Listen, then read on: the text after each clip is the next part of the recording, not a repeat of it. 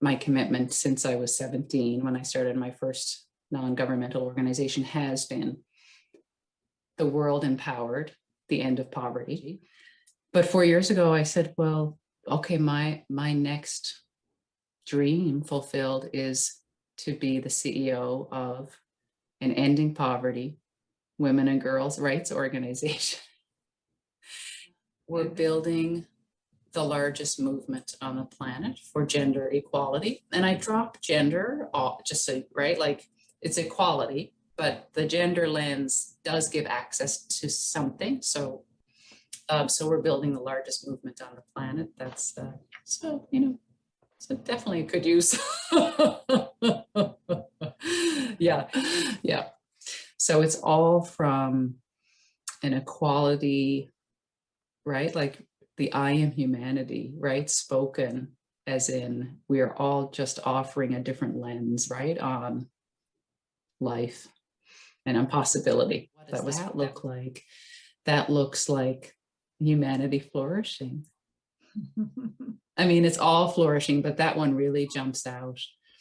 And just to say that, as we emerge from COVID, right? So there's the reports that say the Sustainable Development Goals, right? We're back now 10 or 20 years, and in particular around gender-based violence, in particular around poverty and hunger.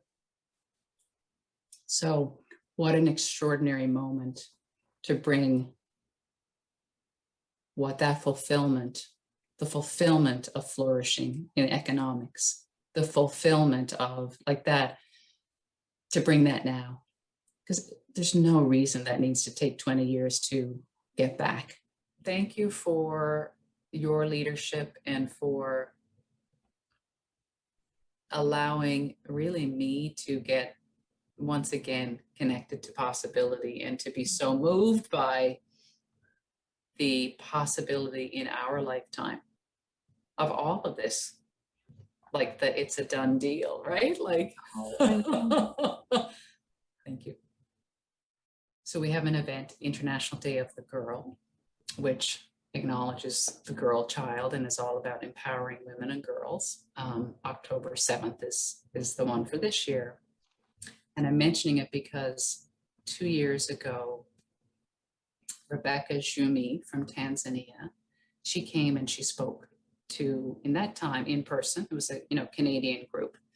I had met with her a couple of months previous in Tanzania.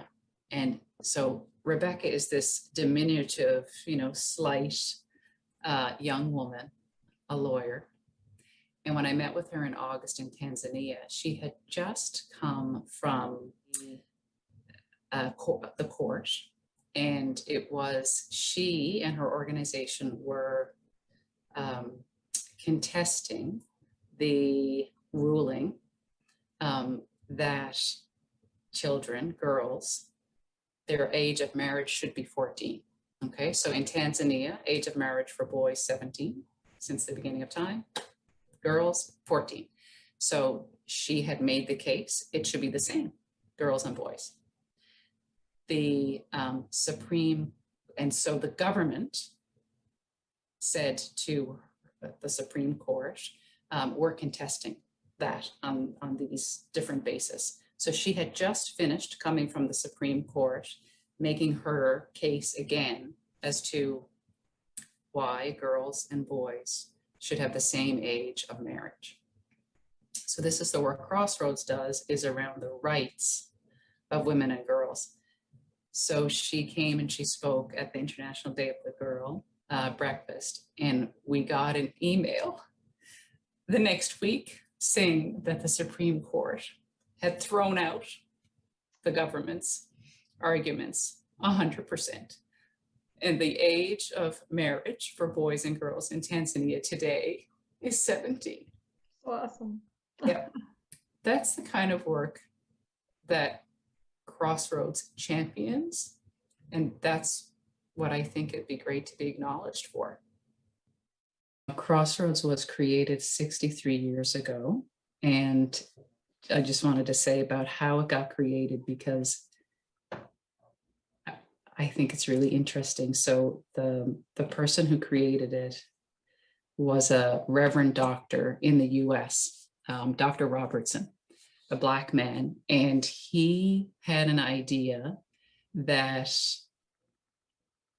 if volunteers went from the US to Africa, and at that time it was about building schools and building roads, the volunteers would probably be transformed because they would be having the honor of being able to work alongside African colleagues. But his interest was more to bring a new conversation to the civil rights movement in the US, thinking that it would actually be in being in Africa, having those new perspectives to bring that back to the US. That's what his interest was. And so it came to Canada because there was a small group of United Church congregants who went to Dr. Robertson and said, we have $10,000, and that was back in the early 60s, so it's a lot of money. We'd like to give it to you to continue your work. And he said, I'd like you to start this in Canada. So that's how it was started. Yeah. So it's all from an equality, right? Like the I am humanity, right? Spoken as in we are all just offering a different lens, right? On life and on possibility. That was his view back then. So for right now, Crossroads is in 11 countries in sub-Saharan Africa. So it's like, wow, okay, so the rights of women and girls in those 11 countries in partnership with all genders, so that reality is more real than the current circumstance. When that is more real for enough people, it's a done deal. Yeah.